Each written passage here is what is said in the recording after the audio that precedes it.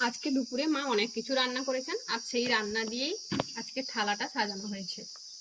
এই যে গরম গরম ভাত, তার সঙ্গে স্যালাড, ভেড়ি বা ঢেঁড়স ভাজা, শাক ভাজা, এটা হলো কুলেখাড়া পাতার বড়া, চাটনি, এর সঙ্গে আছে আলু পটলের তরকারি, তার সাথে আছে ঢেঁড়সের বা ভেন্ডির টক, সেই সাথে বাটা মাছের ঝাল, চিংড়ি মাছের কারি, আর হলো আম।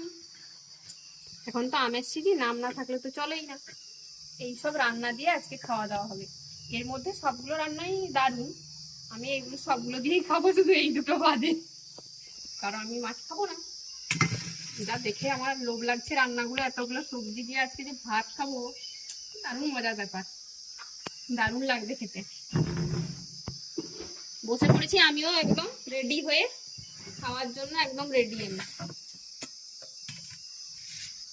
আজকে দুপুরের মেনুর সঙ্গে খাওয়ার জন্য আমি একদম রেডি। শুধু এই দুটো ডিশ যে হয়েছে এগুলো ওনার জামাইয়ের জন্য, মেয়ের প্রয়োজন নেই।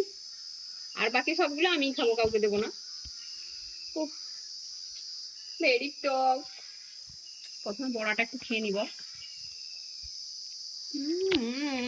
দারুন। সব দিয়ে জমিয়ে আমি এখন খাওয়া দাওয়াটা সেরে নিই। আর আপনাদের বাড়িতেও কি কি রান্না হয়েছে আজকে অবশ্যই কিন্তু কমেন্ট করে জানাবেন।